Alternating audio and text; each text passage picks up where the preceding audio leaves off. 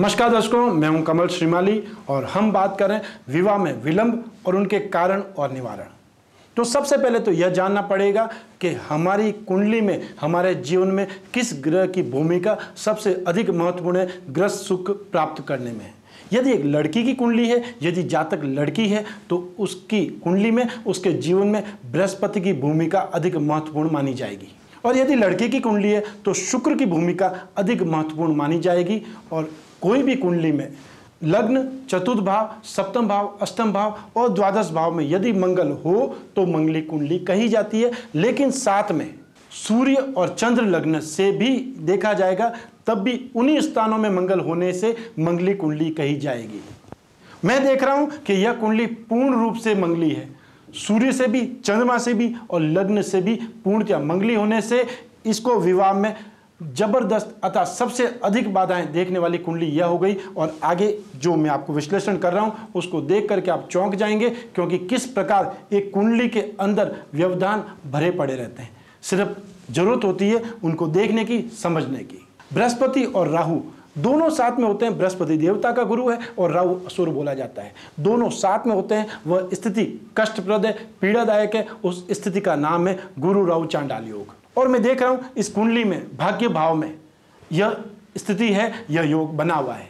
और भाग्य से ही व्यक्ति सुख प्राप्त करता है, भाग्य से ही व्यक्ति भाग्यशाली बनता है। सप्तम भाव का कारक, भोग सुख का कारक शुक्र ग्रह है।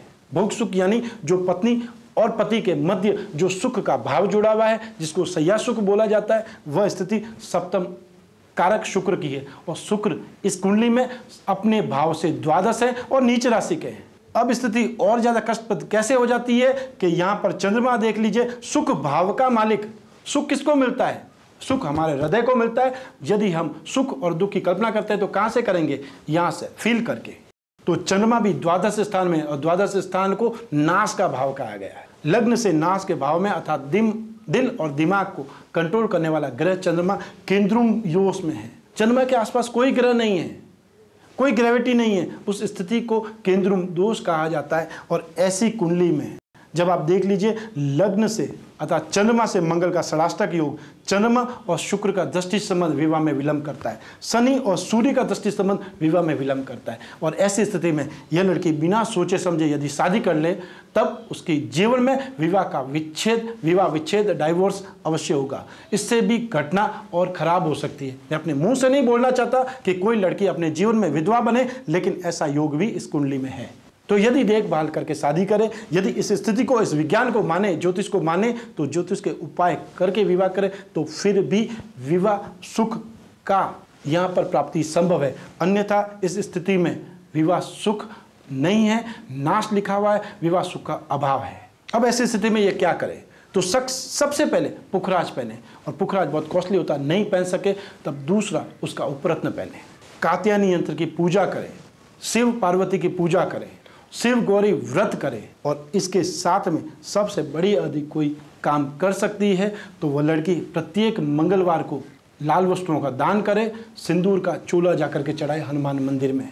स्वयं नहीं चढ़ा सकती, उस पंडित को दे दे, पुजारी को दे दे कि महाराज मेरे द्वारा यह सिंदूर का चूल्हा आप हनुमान जी पर चढ़ा दें। ऐसे एक नहीं, कई एक उपाय हो सकते हैं जो यहाँ पर समय के अभाव के कारण बतलाना संभव नहीं है। लेकिन आप पर्सनली मिलिए, आप अपनी कुंडली लेकर के आइए, तब मैं आपको सिर्फ बोलता नहीं हूँ, मेरा काम बोलना नहीं, उससे ज़्यादा आपको लिख करके देना है। मेरे अंदर जितना कॉन्फिडेंस है, मेरे अंदर जितना आत्मविश्वास है, वो सब मैं लिख करके देता हूँ, चाहे उसके लिए मुझे कोई भी व्यक्ति कितना भी जिम्मेदार ठहरा दे।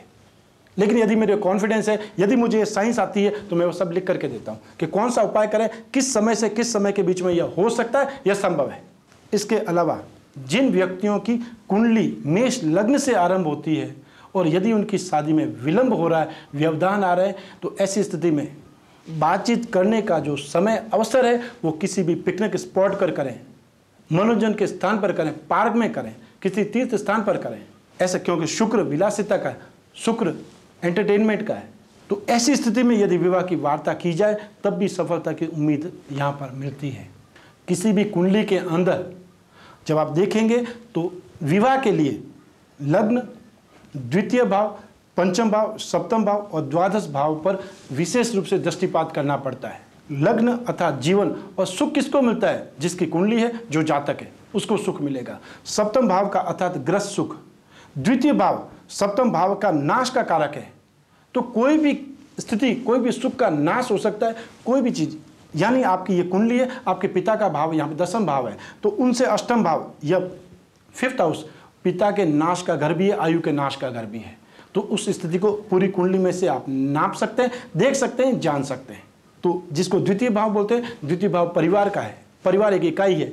जब आपकी शादी होगी तभी परिवार की उत्पत्ति होगी, तभी आप पारिवारिक जगत में आरंभ करेंगे, अपने जीवन का सूत्रपात करेंगे। यदि द्वितीय भाव ठीक नहीं है, यदि द्वितीय भाव पाप कर्तृ योग में है, यदि सप्तम भाव या सप्तम भाव के कारक ग्रह पर पापी ग्रहों का प्रभाव है, पाप मध्यत्व है।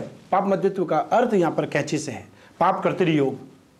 यदि पापी ग्रह तो वो पाप प्रभाव ही देखेंगे। कैची का अर्थात कटना होता है। जिस भाव से पाप कर्तृ योग हो जाएगा वह भाव का सुख कट जाएगा। अष्टम भाव, अष्टम भाव सप्तम भाव से दूसरा उसके सुख का भी है, उसको भी देखा जा सकता है। पंचम भाव संतान का है। जब शादी होगी तब संतान की कल्पना की जाए, तब संतान की बात आएगी। संतान भी एक शुभ है, सुख है, और संतान का सुख नहीं है तो उस परिवार को आप संपूर्ण नहीं बोल सकते। गृहस्थ सुख और संतान सुख आपस में जुड़े हुए हैं। और द्वादश भाव सुख सुविधाओं को भोगने का है, सैया सुख का है। शादी हो गई और पति पत्नी का संबंध अच्छे नहीं है, वह मेल मिलाप हो ही नहीं रहा है, वह सैया सुख हो ही नहीं रहा है, तो मिल नहीं रहा है। ऐसी स्थिति में उस शादी का क्या कहें, वो शादी नहीं होकर के भी नहीं हुई, यही कहा जाएगा। तो द्वादश भाव सुख सुविधाओं का है, भोग सुख का है। यदि वहां भी देखेंगे, यदि वहां भी हमें देखना पड़ेगा कि कौन से ग्रह ऐसे हैं जो उसका सुख लेने नहीं दे रहे हैं। तो कुंडली में मंगल, शनि, बृहस्पति, शुक्र और पापी ग्रह जिम्मेदार होते हैं विवाह में विलंब करने के। आमतौर पर ज्योतिषी सिर्फ मंगल को देख करके बोल देते हैं कि इसकी शादी नहीं होगी, या इसकी मंगल है इसलिए मंगली कुंडली से ही करानी पड़ेगी, यह जरूरी नहीं है। कुंडली से कुंडली मिलाइए, तब हम बात कर सकते हैं कि विवाह में विलंब का क्या कारण है। यदि आपकी बच्चे की कुंडली में, संतान की कुंडली में विवाह में विलंब आ रहा है तो घबराइए मत, आप परेशान मत होइए, चिंतित नहीं रहिए। इसका निदान ढूंढिए और उपाय कर डालिए, आपको राहत जरूर मिलेगी। आपकी संतान के जीवन में ग्रस्त सुख जरूर आएगा, इतना मैं विश्वास दिला सकता हूं, इतना मैं वादा कर सकता हूं। आप हमारे प्रोग्राम के साथ जुड़े रहिए, हम आपके जीवन से बाधाओं को इसी तरह निकाल करके फेंकते रहेंगे। आपके जीवन में सब सुख ही सुख मिले, इसी कामना के साथ में आज मैं इस श्रृंखला को, इस एपिसोड को यही समाप्त करता हूं। स्वस्थ रहिए, प्रसन्न रहिए, जीवन में सुख ही सुख भोगते रहिए। नमस्कार।